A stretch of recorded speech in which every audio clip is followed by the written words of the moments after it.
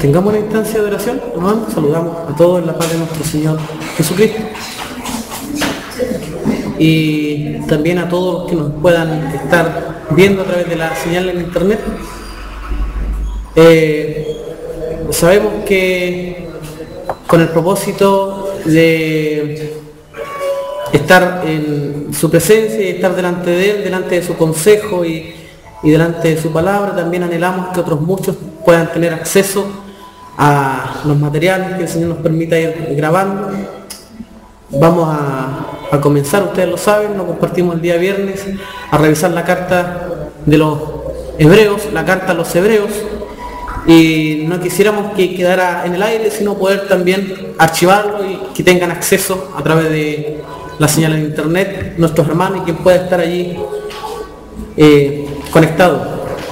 Tengamos una instancia de oración. Padre, hemos venido a adorarte este día con nuestras obras, con nuestra fe. Hemos venido a adorarte con el propósito de que nuestra alma reconozca y exalte no solo a nuestro Creador, sino que al sanador y salvador de nuestra alma. Padre, agradecemos tan precioso sacrificio que hiciste por cada uno de nosotros, y no hemos venido a celebrar el Cristo del ayer, sino que el Cristo que hoy está operando en cada uno de nosotros y que sigue obrando y sigue haciendo obras preciosas en nuestras vidas, en nuestro carácter, en nuestra marcha, en nuestro caminar. Padre, agradecemos que nos permitas hoy estar juntos, reunidos. Bendecimos a los hermanos que puedan estar viéndonos a través de la señal en internet. Bendecimos a nuestras familias, a nuestros hijos. Bendecimos a los hijos de la iglesia y a la iglesia en general, a esa iglesia que tú compraste a precio de sangre cuando diste a tu único hijo en favor de todos nosotros. Y bendeciste a toda una iglesia esparcida sobre toda la faz de la tierra. Así que desde este lugar bendecimos a toda la iglesia en todo el planeta. Padre amado, te rogamos que tu Espíritu Santo tome el dominio y el control de nuestras mentes, de nuestros corazones, para que podamos estar atentos a tu consejo, a tu palabra, a tu voz, a tu ministración. Padre eterno, no queremos la interpretación de las Escrituras, queremos tu revelación. Queremos y anhelamos la revelación en nuestras vidas, en nuestros corazones. Porque si tenemos la interpretación, solo tendremos conocimiento de las Escrituras. Pero si tenemos la revelación, esta hará transformaciones en nuestras vidas. La revelación de las Escrituras en nosotros, la revelación de la palabra, provocará cambios tremendos en nuestras vidas que no nos dejarán caminar igual. Así que anhelamos en esta hora que tú nos des la revelación de tu palabra. Te lo pedimos, Padre, y sujetamos todo pensamiento nuestro, sujetamos toda voluntad nuestra y la llevamos cautiva a tu propósito en esta hora, que es doctrinarnos, que es enseñarnos, que es endecharnos, que es llevarnos, guiarnos por el Espíritu Santo hacia toda la verdad. Padre amado, en el nombre de Jesucristo lo declaramos, para tu gloria y alabanza. Amén. Gloria a Dios. Amén. Gracias, Señor Jesús. Hebreos entonces, capítulo 1.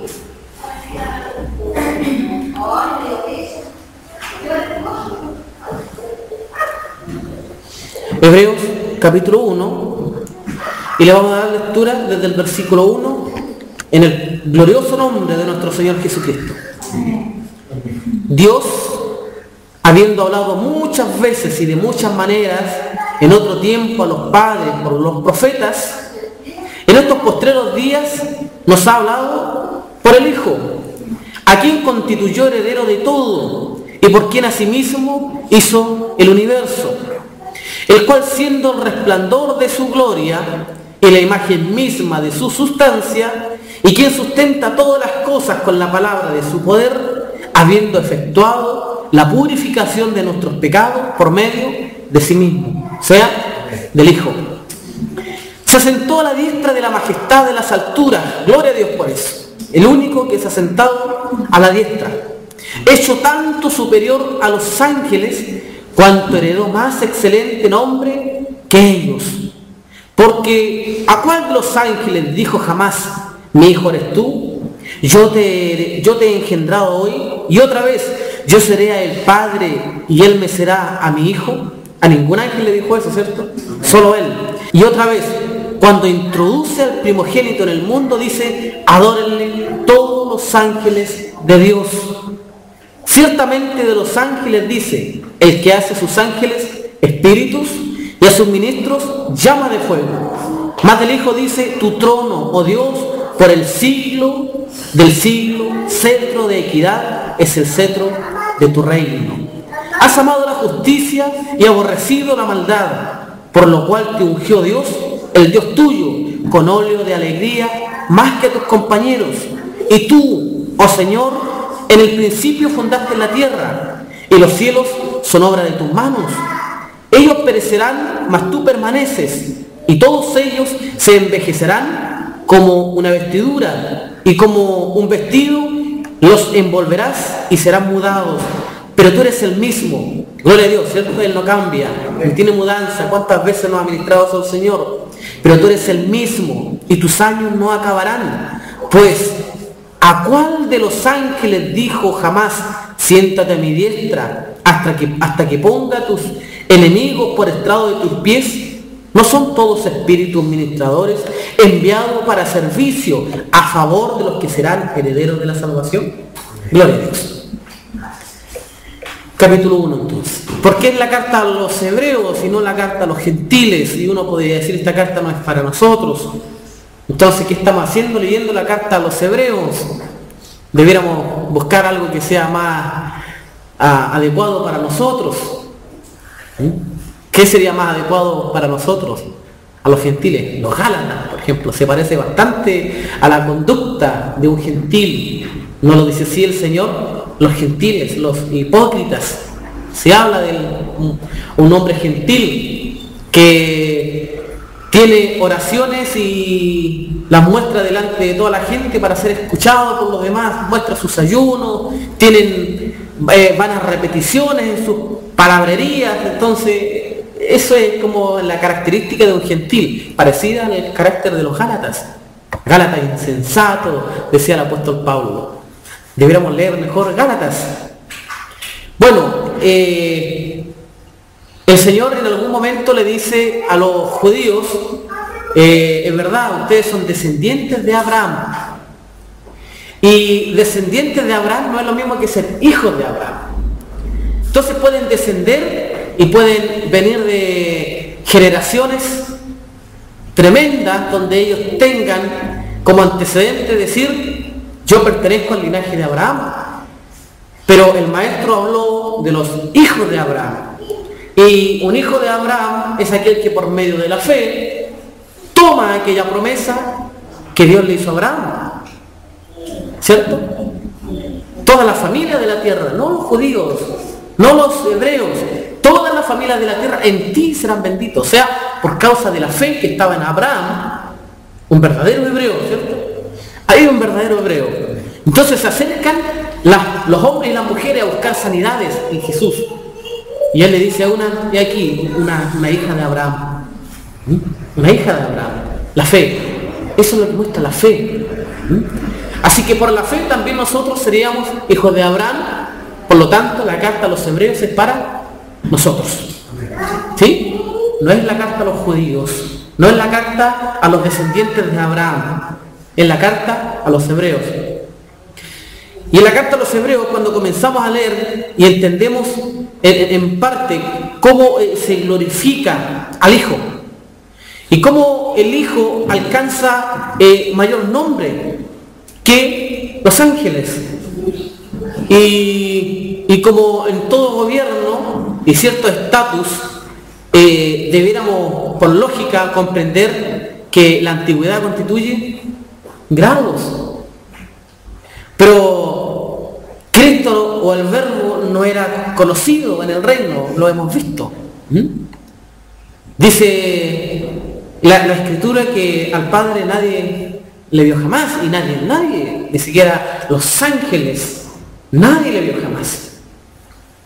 Como ustedes no le han visto, pero creen. Entonces, el Hijo o el Verbo que era en el principio, tampoco era conocido por nadie. Y por eso es que los ángeles le adoran cuando es introducido al mundo. Los ángeles le adoran cuando ven, además, la obra del Señor Jesucristo en el desierto, por ejemplo. ¿Se recuerdan que los ángeles le servían?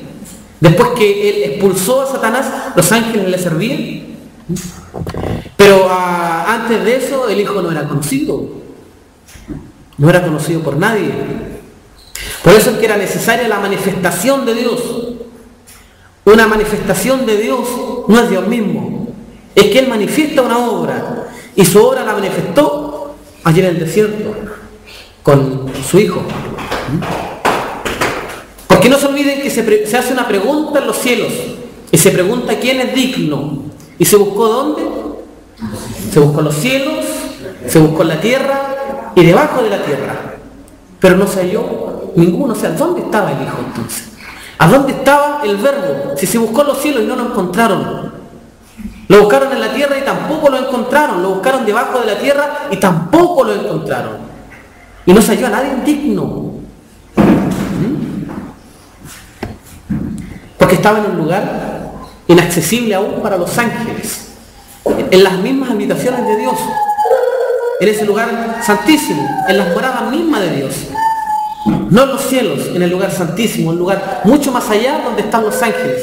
Y en ese lugar inaccesible estaba el Verbo de vida. Y en cierto momento Dios lo introduce en el mundo, al primogénito. Y desconocido por todos, aún por los ángeles. Y en ese momento, cuando es introducido, se habla de esa palabra profética donde dice: he aquí el león de la tribu de Judá, la raíz de David, ha vencido, pero no antes. Antes no se conocía el león de la tribu de Judá, ni se conocía la raíz de David. No se conocía al Cordero de Dios, sí había sombra, pero no se conocía, ni los ángeles lo conocían. Así que cuando es introducido y hace esa obra redentora en la cruz del Calvario, y dando señales de lo que iba a hacer en la cruz, sino que en el desierto expulsa a Satanás de todas esas tentaciones que nunca un hombre podía haber hecho, Él lo hace, los ángeles le sirven. Y ese es el misterio de la piedad visto de los ángeles, ¿ves? Dios fue manifestado en carne. Dios fue manifestado en carne, codificado en el Espíritu y visto de los ángeles. Y los ángeles le sirvieron y le adoraron. Por eso es que alcanza tan tremendo nombre, mayor que todos los ángeles. Nosotros vemos distintos procesos de Cristo. Y yo me atreveré a decir que hay 4 Cristos en la Escritura.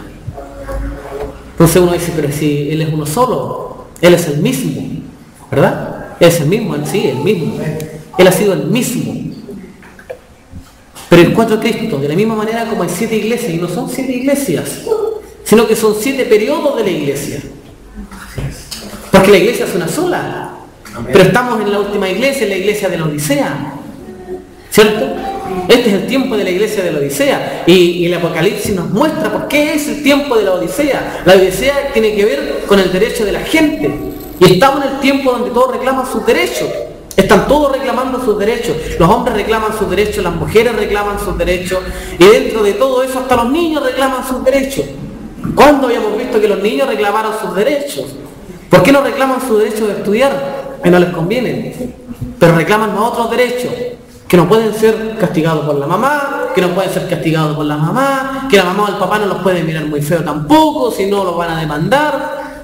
Y hay instituciones que protegen, y no avalo la mala conducta de algunos padres truanes, pero han abierto una puerta tremenda para que los hijos se rebelen frente a sus padres. Y estamos en el tiempo del derecho de las gentes, en la iglesia de la Odisea. Entonces la iglesia tiene 7 periodos. Y lo primero que encontramos en la Escritura, y ustedes lo saben, es un Cristo anunciado. Es la anunciación del Mesías. Y no podríamos decir que Cristo no estaba allí. No se olviden que Melquisedec era Cristo mismo, ¿verdad? Pero aún Melquisedec era una anunciación, porque vino como sacerdote. Y después ustedes ven en el Nuevo Testamento, en las cartas del apóstol Pablo, sobre todo ahí en Hebreos, más adelante lo vamos a ver, que dice que Jesucristo era el sumo sacerdote. Es el sumo sacerdote. Entonces, ¿por qué Él vino como un sacerdote? Era una anunciación. Estaba anunciando algo. Cristo primero fue anunciado. A través de todos los tiempos fue anunciado. El mismo maestro dice allí, y yo les voy a ir leyendo cierta escritura y voy a pasar rápido, si después ustedes acceden al material van a poder revisarlo más detenidamente. Pero dice el maestro en Lucas capítulo 24, en el verso 44, dice, estas son las palabras que os dije, le habla el maestro a sus discípulos, estando aún con vosotros, que era necesario que se cumpliese todo lo que está escrito de mí en la ley, en los profetas y en los salmos. O sea, la ley, los profetas y los salmos hablaron de mí. Eso es lo que estaba diciendo el Señor. La ley, Moisés, los salmos y los profetas hablaban de mí hablaban. No tenía que ver con la ley, no tenía que ver con los salmos, qué lindos son los salmos, sino que los salmos hablan de Él. La ley habla de Cristo, los profetas hablan de Cristo. ¿Me entienden? Ese es un Cristo anunciado, es la anunciación de Cristo. En Juan capítulo 8, verso 56 dice, Abraham vuestro padre se gozó de que habría de ver mi día. Estamos hablando de Abraham.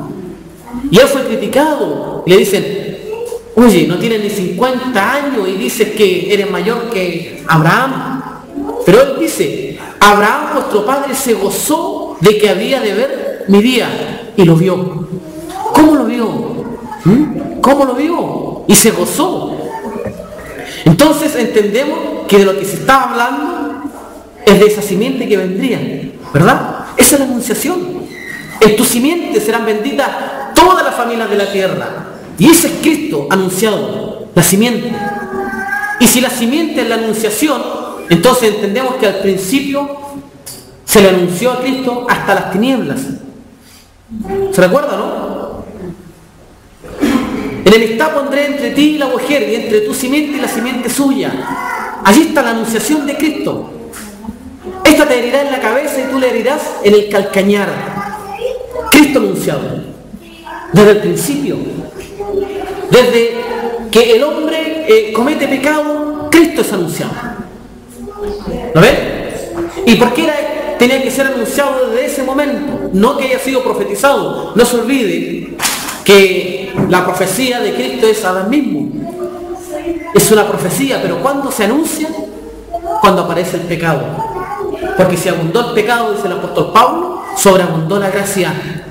Entonces el pecado abunda en esos dos hombres, en Adán y Eva. En los primeros dos abunda el pecado, pero sobreabunda la gracia. ¿Y cómo sobreabunda? Esta te herirá en la cabeza, ¿ves? La simiente, le aplastará la cabeza a la serpiente. Y se anuncia Cristo, es un Cristo anunciado. Y en el Antiguo Testamento ustedes saben que de lo que se muestra y se habla es de Cristo. Todo sombra, el sábado, el tabernáculo, aún la ley personificada es Cristo mismo. Los 10 mandamientos, si lo personificamos, es Cristo mismo. En la profecía de Cristo, el velo, el templo, todo es Cristo. Todo anuncia a Cristo. ¿Se recuerda cuando vimos que el tabernáculo representaba a Cristo?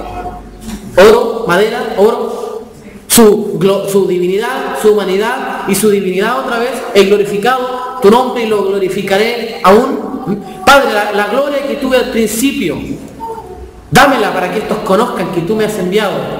Entonces, viene de la gloria, se hace hombre y vuelve a la gloria. Oro, madera, oro, el tabernáculo, Cristo mismo, anunciado. Así que tenemos la anunciación de Cristo, que sería el primer Cristo que nosotros podríamos ver en la Escritura. Pero hay otro Cristo, que es el Cristo encarnado. Ese lo conocemos bien. Conocemos al Cristo anunciado a través de la ley de los profetas y los salmos, y también conocemos al Cristo encarnado, del cual Juan nos da testimonio en el capítulo 1. En el principio era el Verbo, y el Verbo era Dios, pero eran allá. En el principio era el Verbo, y el Verbo era Dios, y el Verbo era con Dios, pero eso era en el principio. cuando era anunciado. Pero luego dice en el verso 14, y aquel verbo fue hecho carne. Se hizo carne, ese es el Cristo encarnado, y habitó entre nosotros, y vimos su gloria como del unigénito del Padre, lleno de gracia y de verdad. Cristo encarnado. Hace más de 2000 años atrás pasó algo tremendo en el cosmos, en el universo, donde jamás el planeta podría esperar que Dios mismo descendiera de su trono para hacerse carne. Y durante 33 años este verbo caminó en un estuche de carne, por así decirlo, y habitó en medio de nosotros y fue la propiciación de nuestros pecados. Se convirtió en la ofrenda de todos nuestros pecados y cargó con nuestras culpas, con nuestros errores y horrores en una vestimenta de carne. Cristo encarnado. En 1 de Juan capítulo 4 verso 2 dice: en esto conoced el Espíritu de Dios. Todo espíritu que confiesa que Jesucristo ha venido en carne es de Dios. Todo espíritu que confiesa, ustedes también espíritus, ¿o no? ¿O no son espíritus ustedes? Claro que somos espíritus. Somos tripartitos, espíritu, alma y cuerpo, pero son espíritus también. Y todo espíritu que confiesa que Jesucristo ha venido en carne es de Dios.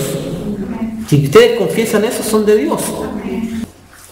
Porque tenemos nosotros una escritura donde el apóstol Pablo dice que a este Jesús Dios le hizo Señor y Cristo.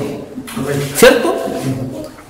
Y en algún momento teníamos un tema con ciertos hermanos donde decían que ¿dónde estaba el Hijo?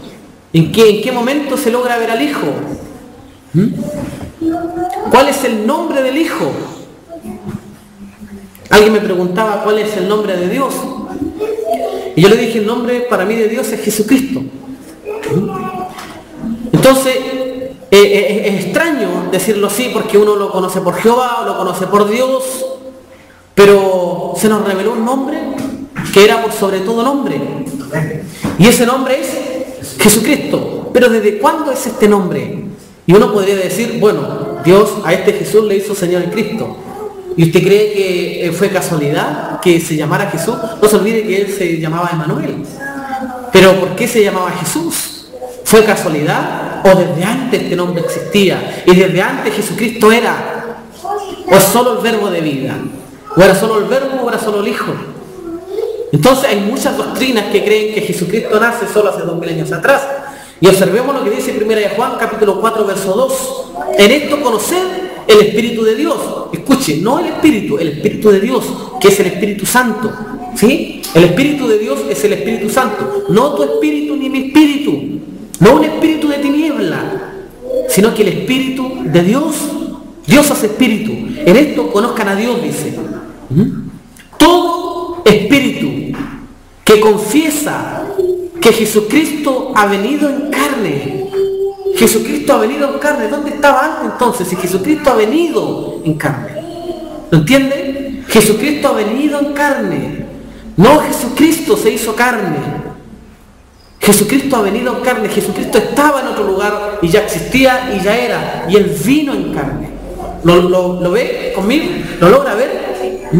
Así que para los que piensan que hace 2000 años atrás nace Jesucristo y que fue se aprovechó Dios de ese nombre de Jesús y ese Jesús Dios lo hizo Señor y Cristo, no es así. Jesucristo ya existía en la eternidad con ese mismo nombre, Jesucristo. Jesucristo es su nombre. Y no se nos iba a revelar hasta el día en que Él hiciera el sacrificio. No podía ser antes. ¿Lo entienden? Jesucristo ha venido en carne. Ese es Cristo encarnado. Ahora, es precioso venir acá a reunirnos y hacer memoria del nombre de nuestro Señor Jesucristo encarnado. Es precioso. Y el apóstol Pablo dice que si nosotros solo hacemos memoria de ese Cristo encarnado, estamos somos desventurados. Entonces vamos a entender por qué. En 1 Corintios capítulo 15, verso 19 dice, si en esta vida solamente esperamos en Cristo, escuche bien, si en esta vida solamente esperamos en Cristo, en ese Cristo encarnado, ¿ya? Porque ustedes van a ver, si después ustedes leen más arriba, va a ver que está hablando de Cristo humanizado, donde es la paga por nuestros pecados. Pero él dice, si en esta vida, y escuchen bien, toda la iglesia y los que nos puedan estar viendo, si en esta vida solamente esperamos en Cristo, somos los más dignos de vergüenza de todos los hombres. Qué tremendo, ¿cierto? Como lo expresa el maestro. Somos los más dignos de conmiseración, de vergüenza, de desnudez, de tristeza. Mas ahora Cristo ha resucitado de los muertos, primicia de los que durmieron es hecho. Si solamente esperamos en ese Cristo encarnado y nos gozamos en ese Cristo encarnado, somos los más dignos de vergüenza, porque Cristo ha resucitado. Amén. Entonces, ese es el tercer Cristo, el Cristo resucitado. Está el Cristo anunciado, el Cristo encarnado y el tercer Cristo, el Cristo resucitado. Romanos capítulo 7, verso 4 dice, así también vosotros, hermanos míos, habéis muerto a la ley mediante el cuerpo de Cristo. ¿Ya? Nosotros morimos a la ley mediante el cuerpo de Cristo o mediante el Cristo encarnado. Pero para que seáis de otro, del que resucitó de los muertos. ¿Escuchó bien? Entonces, a fin de que llevemos fruto para Dios, le pertenecemos al Cristo resucitado. A ese le pertenecemos. Somos de Él. Somos del Cristo que resucitó por amor a nosotros. No somos del Cristo anunciado, ni somos del Cristo encarnado, somos del Cristo resucitado. Cristo resucitó y nosotros también resucitamos. Y Él nos nació y nos tomó para Él. Pertenecemos a ese Cristo resucitado. Esa es nuestra gloria, esa es nuestra esperanza. Le pertenecemos a este tercer Cristo. No es un Cristo anunciado por los profetas, ni es un Cristo mostrado por Juan que se hizo carne, sino que es un Cristo resucitado, glorioso, precioso, donde no dejó que nadie lo tocara hasta que subiera al Padre por amor a nosotros. Ese Cristo, de ese Cristo somos nosotros, del Cristo resucitado. Gloria a Dios por eso. Esta escritura nos permitió leerla el Señor en el campamento, y ustedes se recuerdan seguramente en Colosenses capítulo 1, verso 24, ahora me gozo en lo que padezco por vosotros, ¿recuerdan? Y cumplo en mi carne lo que falta de las aflicciones de Cristo por su cuerpo. Busquémoslo, ver.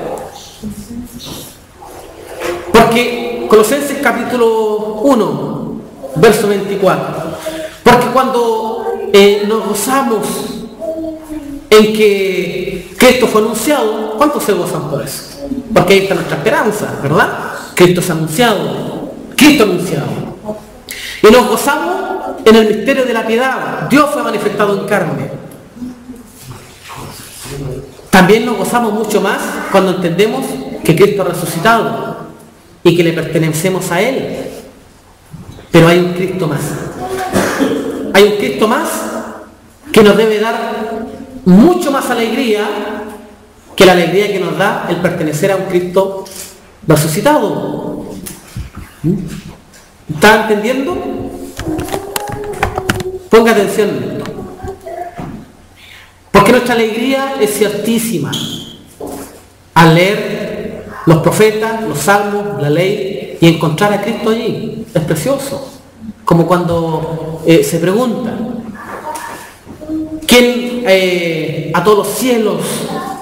¿Quién hizo toda la creación? Y luego se hace una pregunta, ¿cuál es su nombre? Y el nombre de su hijo, si lo sabes. Proverbios capítulo 4 me parece que es. O capítulo 8. Y cuando se muestra eso, entonces uno le da alegría de saber que el hijo estaba escondido ahí en el Antiguo Testamento, o en la ley, o en los profetas, o en los salmos. Cristo está escondido, pero es anunciado. Todos los profetas hablaron de Cristo, todos mostraron a Cristo. Y cuando lo vemos nos da alegría. ¿Cierto? Ese es mi Cristo, decimos. Aquí está Cristo. Y nos metemos, ese es mi Cristo, está allí también en esa escritura. Y todo habla de Cristo. Luego cuando vemos esa hora redentora, cuando Él se encarna, nos da alegría también. Y hacemos memoria una vez al mes de cuando Él se encarnó y pagó por nuestros pecados. Y Él dijo, hagan memoria de mí. ¿Cierto? Hagan memoria de mi sacrificio en la cruz del Calvario. Ese es el Cristo encarnado. Y es precioso hacer memoria de Él. Y más precioso ahora entender que no es solo Cristo resucitado, sino que le pertenecemos a ese Cristo resucitado. Eso es lo que acabamos de leer. Le pertenecemos a un Cristo resucitado. Pero hay un cuarto Cristo que nos debe dar mucho más gloria. Mire, verso 24. Ahora me gozo en lo que padezco por vosotros y cumplo en mi carne lo que falta de las aflicciones de Cristo por su cuerpo, que es la iglesia, de la cual fui hecho ministro según la administración de Dios que me fue dada. ¿Para qué? Para con vosotros, para que anuncie cumplidamente la palabra de Dios. Y observe esta parte, porque este es el cuarto Cristo que nosotros conocemos y que vamos a conocer ahora. El misterio que había estado oculto desde los siglos y edades. Mírenme un momento, porque tenemos el conocimiento de que aún hasta ahora es ya claro y visto de que Cristo fue anunciado. Amén. De que Cristo fue encarnado y que Él resucitó. ¿Sí? Eso no tiene discusión, lo conocemos. Pero hay un cuarto misterio que está escondido y que es el cuarto Cristo, y que cuando yo les mostraba y les decía de que no queremos solo la interpretación de la Escritura, sino que la revelación. Porque si tenemos la revelación de la Escritura, esta provocará cambio en mi vida. Un día Dios dijo, sea la luz, ¿verdad? Y provocó cambios en toda la tierra. Las tinieblas se esfumaron. Y eso lo muestra el apóstol Juan. Las tinieblas no prevalecieron. La luz en las tinieblas resplandece y las tinieblas no prevalecieron. En Él estaba la vida y la vida era la luz de los hombres. Cristo mismo. En Él estaba la vida. Cristo era la luz de los hombres. Y el que dijo sea la luz fue Dios, fue el Padre, dijo sea la luz. Y Cristo resplandeció desde las tinieblas. Y se esfumaron todas las tinieblas. Y lo dijo una vez, sea la luz. Y cada vez que estamos delante de la revelación, Dios dice, sea la luz. ¿Entiendes? Se vuelve a repetir la misma palabra, sea la luz, para que nuestro carácter muera, para que nuestras tinieblas se vayan, para que nuestras sombras se desvanezcan. Viene la revelación, no la interpretación, la revelación de la Escritura, y se nos sopla y se nos dice, sea la luz. Sea la luz. Entonces hay un misterio. Y que no queremos la interpretación, sino que la revelación de esto. Un misterio escondido. Sigamos leyendo. El misterio que había estado oculto desde los siglos y edades, pero que ahora ha sido manifestado ¿a quién? A nosotros, a sus santos, a quienes Dios quiso dar a conocer las riquezas de la gloria de este misterio entre los gentiles, que es Cristo en vosotros, la esperanza de gloria. Ese es el cuarto Cristo, Cristo en nosotros. Cristo anunciado, Cristo encarnado, Cristo resucitado y Cristo en nosotros. Ese es nuestro Cristo, el mayor Cristo. Cristo en nosotros, la esperanza de gloria. Ya no es Cristo allá en una profecía, ya no es Cristo en la cruz del Calvario, ya no es Cristo resucitado al cual le pertenecemos como comprado a precio de sangre, sino que ahora es Cristo en nosotros, se introdujo en nosotros. Hay como una relación orgánica, Él se unió a nosotros. Tu espíritu con el espíritu de Cristo se unió. Se unió el espíritu de nuestro Señor Jesucristo con nuestro espíritu vano. Se unieron los dos. Y hay una escritura que dice que cuando dos espíritus se unen, el mayor es el que prevalece. Y aquí el que prevaleció fue Cristo en nosotros. Hermano, Cristo en la iglesia iglesia? La iglesia es Cristo. Somos nosotros el cuerpo de Cristo, ligado a Él, unido a Él. Cristo en nosotros. Jesucristo dijo para que sean uno. ¿Se recuerda? Así como Padre, tú en mí y yo en ti. Y tú estás en mí y yo estoy en ti. Y tenemos esta relación tan unida que ellos también sean uno en nosotros. Sean uno. Y para eso Él se introdujo en nosotros. Cristo en nosotros. La esperanza de gloria. Y el mismo maestro llega a decir así que ya no son más dos. Así que no son ya más dos, sino uno. ¿Te creí que era para el matrimonio? No era solo para el matrimonio. Cristo en la iglesia, Cristo nosotros. Hermanos, y lo que Dios juntó, no lo separa el hombre. ¿Entiende eso? Lo que Dios juntó, no lo separa el hombre, hermanos. Gloria a Dios por eso. Gloria a Dios por eso. Mire lo que dice Romanos, no digas en tu corazón, ¿quién subirá al cielo? Esto es para traer a Cristo.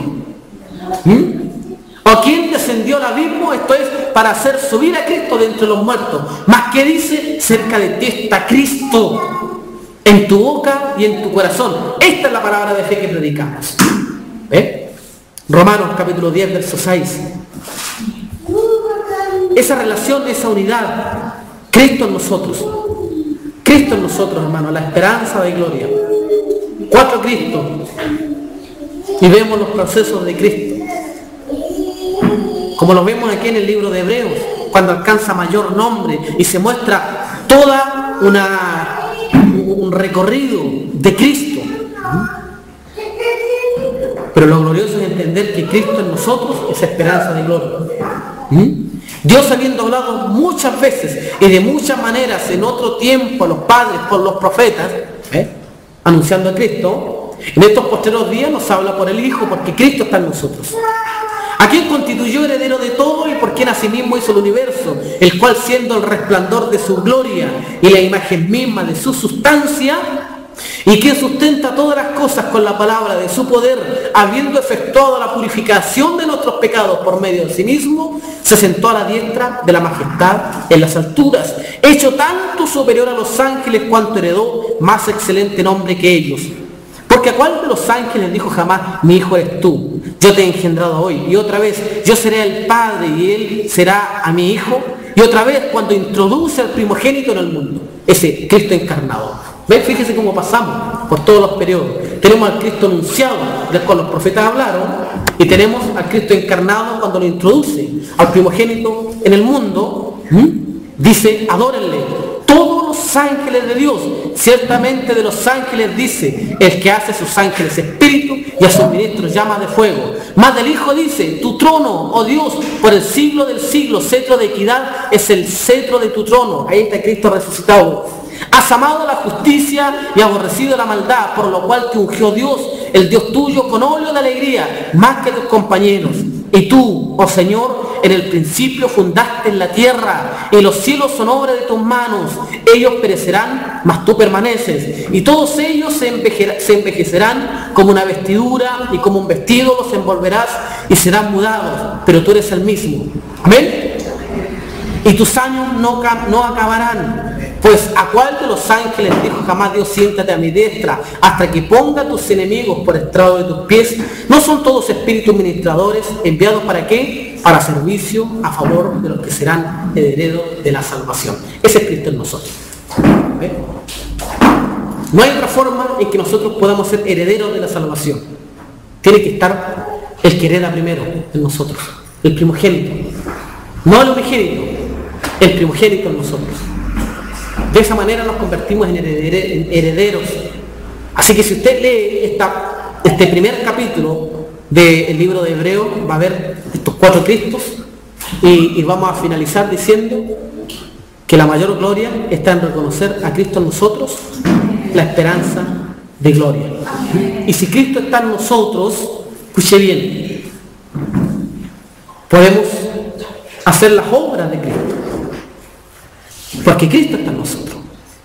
Si Cristo está en nosotros, tenemos esperanza de gloria. Y la obra de Cristo podemos hacer. Porque Él está en nosotros. Mire, observe. Es tan sencillo como decir, si alguno de nosotros se acostumbra al vehículo, si se compró un vehículo del año 80 y se acostumbra y toda su vida se acostumbra a ese vehículo del año 80, no es el mejor postulante para un 0 kilómetro, ¿cierto? Porque se acostumbró a su vehículo del año 80. Y si ustedes se acostumbran a su cuerpo, si se acostumbran a ustedes, no son los mejores postulantes para hacer las obras de Cristo, porque están acostumbrados a ser ustedes. Pero si ahora entendemos que Cristo en nosotros, que ese cuarto Cristo es el que nosotros estamos viviendo, experimentando, Cristo en nosotros, entonces las obras de Cristo tendríamos que hacer. Entonces, enfermos tendrán que ser sanados por medio de ustedes.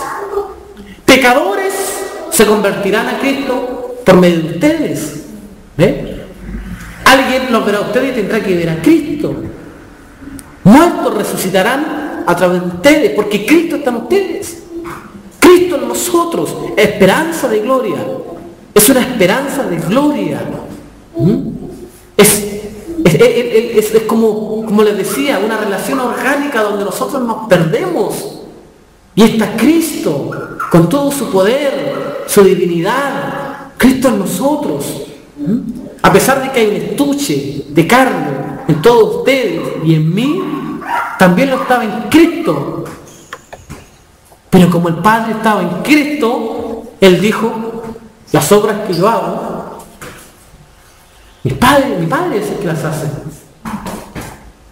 Porque no tenía que ver con ese estuche de carne, con ese estuche de barro, no tenía que ver con esa vestimenta, esa cobertura de humanidad. Tenía que ver con el Padre que estaba en Cristo. Y Él hacía las obras. Entonces Cristo está en ustedes. Y ustedes pueden hacer esas obras. Ustedes pueden hacer evangelización. Ustedes pueden traer al que está extraviado a la luz. Por medio de ustedes Dios puede volver a decir, sea la luz. Por medio de ustedes Dios puede hacer milagros, sanidades. Y todo cuanto sea necesario. Porque Cristo está en ustedes. Cristo está en mí, Cristo está en ti. Somos Cristo mismo. Por fuera soy Nelson, pero por dentro soy Cristo. ¿Entienden? Ustedes también, por fuera son ustedes, pero por dentro son Cristo. La esperanza de gloria. Hermanos, empápense de esta verdad. Caminen conforme a esta verdad. Cuando una mujer, una hermana, comprende que Cristo está en ella, entonces se compra una escritura preciosa que está en los proverbios. Cuando la mujer entiende que Cristo está en ella, se levantan sus hijos y la llaman bienaventurada. ¿Qué mujer es esa? La que entiende que Cristo está en ella y camina porque Cristo está en ella y vive porque Cristo está en ella y vive en santidad porque Cristo está en ella y da frutos porque Cristo está en ella y está unida a Cristo y está ligada a Cristo.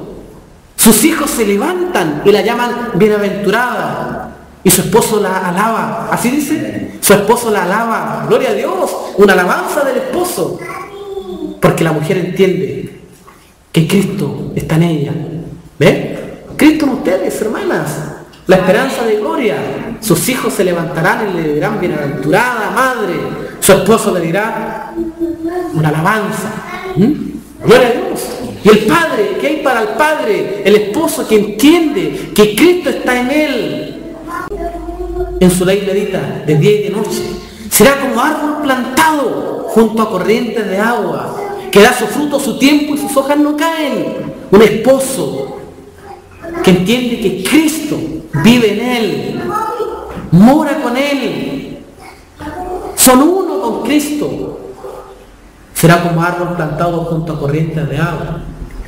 Y para nuestros hijos, ustedes saben las promesas que hay para nuestros hijos, ¿verdad? Si hay un padre y una madre que entienden que Cristo vive en ellos, entonces ese niño será conducido en el camino de Dios. Y cuando sea viejo, no se va a perder, no se va a torcer, no va a partir para ningún lado, el pecado no lo va a dominar, no lo va a gobernar, no pasará por lo que nosotros pasamos caminando en ignorancia, ¿sí? Sé que nuestros hijos están seguros, si hay padres seguros, de que Cristo está en nosotros, la esperanza de gloria, ¿sí? Sus hijos están seguros, su familia está segura, si los padres confían en que Cristo está en ustedes, y esa es nuestra esperanza de gloria. Amén. Hermanos, vamos a seguir introduciéndonos en la carta a los Hebreos.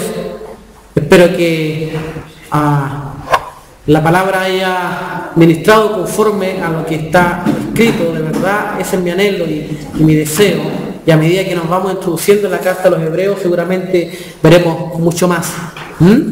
Hermanos, caminemos conforme a esta revelación. No tenemos al Cristo anunciado, conocemos al Cristo anunciado. No tenemos al Cristo encarnado, aunque conocemos al Cristo encarnado. No tenemos al Cristo resucitado, puesto que le pertenecemos a ese Cristo resucitado, pero solo le pertenecemos. ¿Por qué? Porque nos compró a precio de sangre. ¿Y por qué le pertenecemos a ese Cristo resucitado? Porque nos compró y murió. ¿A quién le perteneceríamos? Si el que nos compra muere. Alguien nos compró y murió al tiro. ¿A quién le perteneceríamos? Por eso resucitó, para que fuéramos de Él, del Cristo resucitado. Pero tenemos un misterio revelado, que tenemos a Cristo en nosotros. Amén. Así que caminemos conforme a esa revelación. Que Dios les bendiga, que Dios les guarde. Son de Cristo, Cristo de ustedes. ¿Sí? Lo que Dios juntó no lo va a separar ningún hombre de ustedes. Dios juntó a Cristo y ustedes. Dios los juntó a ustedes con Cristo. Y nadie nos podrá separar del amor de Cristo. Tribulación, hambre, espada, frío, desnudez, nada nos podrá separar del amor de Cristo. O del amor de Dios que es en Cristo Jesús. ¿Sí? Bien, por hermano, la paz del Señor sea con todos ustedes. No se olvide bendecir a su hermano y a su hermana. Gloria a Dios.